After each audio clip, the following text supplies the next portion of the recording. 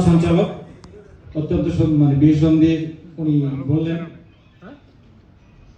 আসসালামু আলাইকুম, হিন্দু ভাইদের নমস্কার।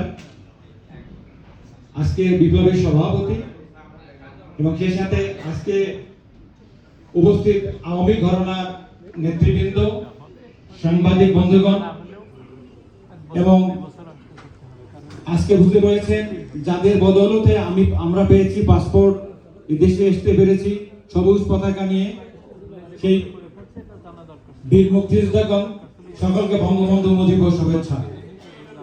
আমি বক্তব্যের শুরুতে আমি বিনম্র শ্রদ্ধা জানাই জাতির জনক বঙ্গবন্ধুকে, যার আদর্শের হাত ধরে চার জাতীয় নেতা আমাদের মুক্তিযুদ্ধকে সুসংগঠিত করে আমাদের এই বিজয়ের পতাকা এনে দিয়েছে।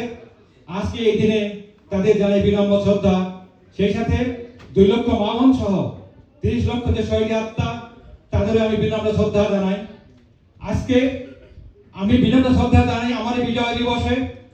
We are grateful to India, আমাদের মিত্র শক্তি ভারতের প্রধানমন্ত্রী ইন্দিরা গান্ধীকে। তিনি না হলে আমাদের এই স্বাধীনতা অর্জন করা বড় কঠিন হয়ে যেত। আজকে তিনি বাংলাদেশের স্বাধীনতার পক্ষে তার মিত্র শক্তির সাথে তিনি আমাদের সমর্থন কামনা করেছেন। না হলে 10 জানুয়ারি এই রিচার্ড নিক্সন যে 7ম নভর পাঠিয়ে এই পাকিস্তানের পক্ষে আমাদেরকে আক্রমণ করার চেষ্টা করেছিল, তিনি সেই ইন্দিরা গান্ধী রাশিয়ার সঙ্গে সেই রাশিয়ার নৌবহর দিয়ে তাকে প্রতিহত করে আমাদের স্বাধীনতা যুদ্ধকে 9 মাসের মধ্যে আমাদের অর্জন করে দিয়েছেন। সেই মিস ইন্দিরা গান্ধী, তার প্রতি আমরা বাঙালি জাতি আরেকটি বাঙালি চিরকৃতজ্ঞ থাকবো। বাংলাদেশের ইতিহাসের সাথে তার ইতিহাস আমাদের সম্পৃক্ত।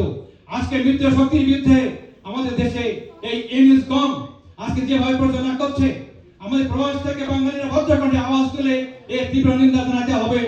বন্ধুরা আমার, আজকে জননেত্রী শেখ হাসিনা আজকে তার বিরুদ্ধে যে ষড়যন্ত্র চলছে, এই জানুয়ারিতে আমাদের বাংলাদেশের সেনাবাহিনী, আমাদের সন্তান, আমাদের ভাই আজকে আমাদের ডেমোক্রেটিক গভর্নমেন্টকে ডিফেন্স না দিয়ে আজকে তারেক জিয়া আগামী নির্বাচনকে কেন্দ্র করে যে বাংলাদেশে অবদান করছেন, তাকে 3 তরে ডিফেন্স স্টার দিয়েছে এই বেঈমান আমাদের এই সামরিক প্রধান। আজকে দেখুন কত ঘৃণা, কত নিন্দার আমাদের ইতিহাস, যে আমাদের টাকা আমাদের বেতনে আজকে জেনারেল হয়েছে।